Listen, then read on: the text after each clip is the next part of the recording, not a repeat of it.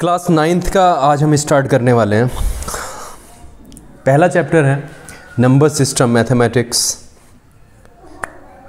और मैं straight away सीधी exercise शुरू कर रहा हूँ, और जैसे जैसे कॉन्सेप्ट बीच में आते जाएंगे वैसे वैसे हम चीज़ों को देखते जाएंगे। सबसे पहले हम एक कॉन्सेप्ट क्लियर करते हैं। Rational number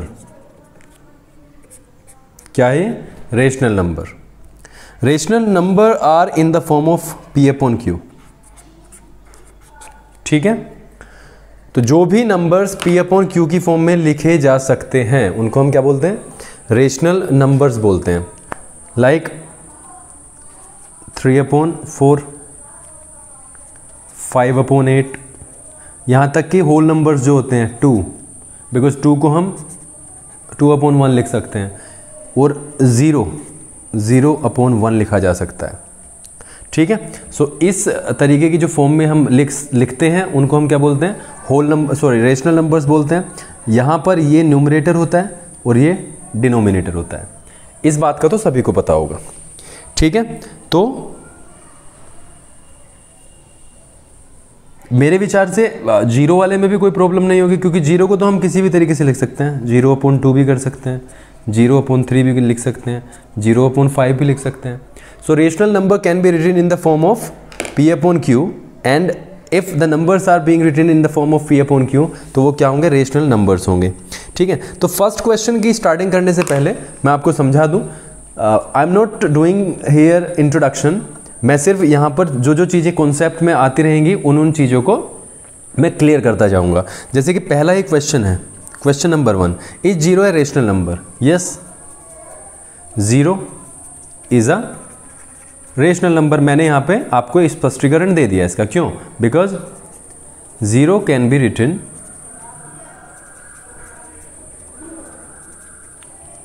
as 0/2, 0/1, 0/5, 0/6। ठीक है, P अपॉन Q, जहाँ पर P न्यूमरेटर होता है और Q डिनोमिनेटर होता है। और Q जो है ना बेटा, वो 0 के बराबर नहीं होना चाहिए। 11th में पढ़ोगे। अभी के लिए ध्यान रखो, डिनोमिनेटर में 0 नहीं आना चाहिए। That's what I am going to cover up. ठीक है, दूसरा कॉन्सेप्ट बड़ा ही ईजी और इम्पोर्टेंट आ रहा है। दूसरा कॉन्सेप्ट बड़ा ही ईजी है, और उस ईजी कॉन्सेप्ट को कभी कभी बच्चे बड़ी ही लापरवाही के साथ में गड़बड़ करते हैं उसके साथ में। आई जस्ट वॉन्ट कि आप उसे ढंग से समझें। सवाल नंबर 2 है, और उसने पूछा है, मैं उससे पहले आपको अपनी तरफ से एक सवाल लिखता हूं।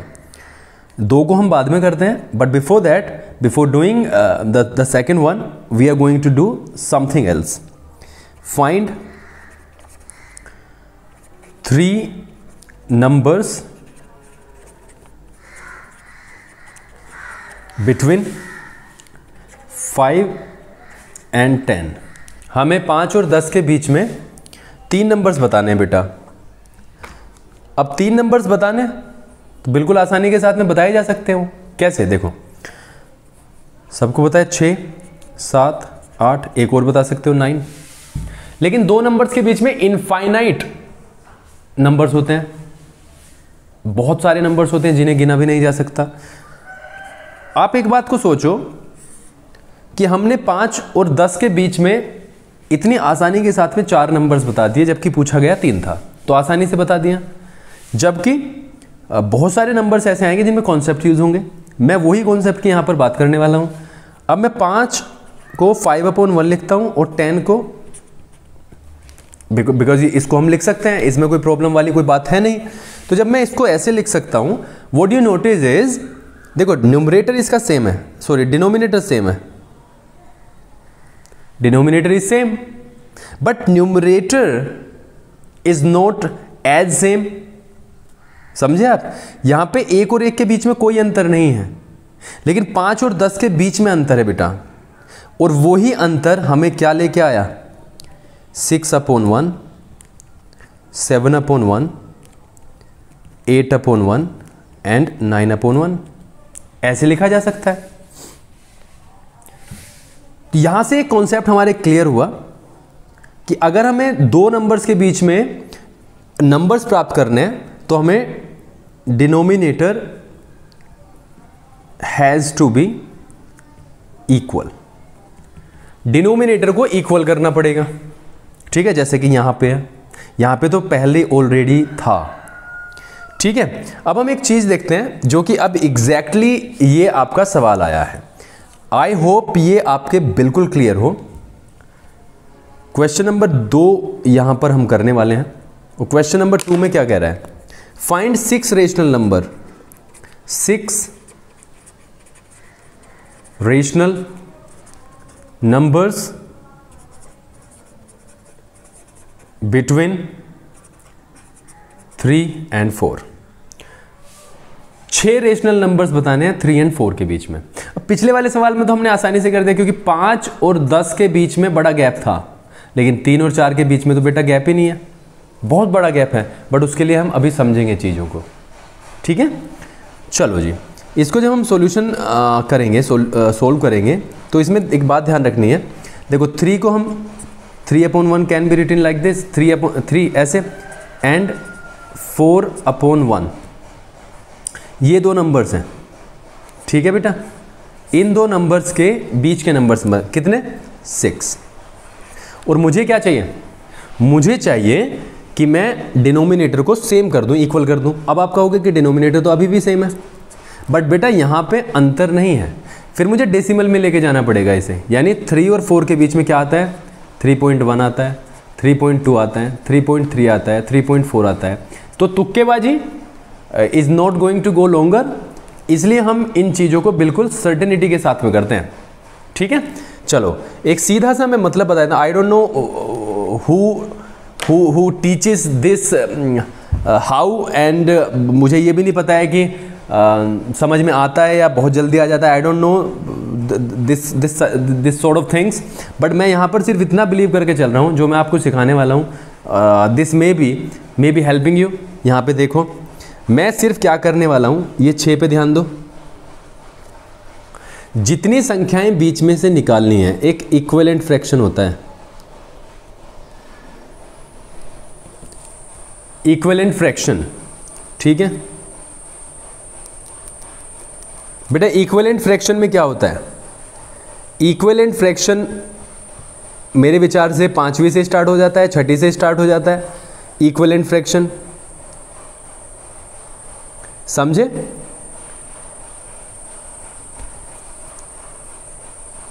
थ्री अपॉन 1 का इक्विवेलेंट फ्रैक्शन क्या होगा, मैं क्या करता हूं, ऊपर भी 2 से मल्टीप्लाई, नीचे भी, तो क्या हो जाता है 6/2। आखिरकार वैल्यू तो इसकी क्या होती है, 2 3 6, 2 1 2, यही रहेगी। तो ये इक्विवेलेंट फ्रैक्शन होता है। हम शुरू में पढ़ते हैं इस चीज़ को। हम इक्विवेलेंट फ्रैक्शन के कॉन्सेप्ट पे अब आने वाले हैं। ठीक है, मैं यहाँ पे 6 पे ध्यान दे रहा हूँ, राइट। अब हम ऐसी चीज़ करते हैं, 7 से 6 से एक ज़्यादा, 6 से एक ज़्यादा, 7 से, इन दोनों नंबर्स में 3 कैन बी रिटन एज, देखो 3/1 लिखा था इंटू 7/7, यानी मैंने सिर्फ एक से ही तो मल्टीप्लाई किया, लेकिन 7/7 की फॉर्म में किया। तो देखो, जब आप ऊपर और नीचे दोनों में मल्टीप्लिकेशन एक ही नंबर से करते हो तो उसकी वैल्यू पर फर्क नहीं पड़ता। क्या हो गया है, अल्टीमेटली 7 3 ही रहा ना यहाँ पे, यही कॉन्सेप्ट है। After that 4 can be written as, कैसे लिखा जा सकता है बेटा, 4/1 इंटू 7/7, इसको हम 28/7 लिख सकते हैं, यानी 7 4 से आएगा तो 4 ही। अब हमारे पास में आसानी के साथ में नंबर्स को प्राप्त करने की एक जिसे हम विधि बोलते हैं वो आ गई है। Now rational numbers between 21/7 and 28/7, और देखो क्या क्या होंगे, बिकॉज ये तो सेम हो गया, 22/7, 23/7 right, and after that 28 upon 7 तो बाद में, 24 upon 7, 25 upon 7, 26 upon 7 and 27 upon 7।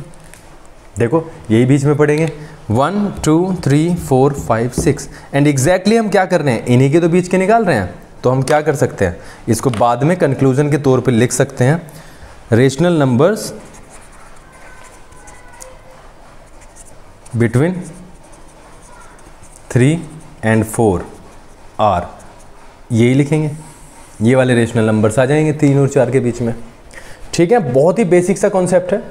अगर यहाँ पे 16 निकालने हैं तो 17 से मल्टीप्लाई करा देंगे, 4 निकालने हैं तो 4 से मल्टीप्लाई करा देंगे, बट ये सेम रहना चाहिए, अदरवाइज ये फिर सेम बेटा करना पड़ेगा थ्रू LCM। LCM लेकर के, ये सिर्फ मैंने बताया है आपको जब डिनोमिनेटर्स सेम हों, अदरवाइज सेम करने पड़ेंगे। We are going to take some more examples और उससे आपको सीधी सी चीज़ें समझ में आएंगी। अगली वीडियो में कुछ और एग्जाम्पल्स के साथ में आएंगे हम।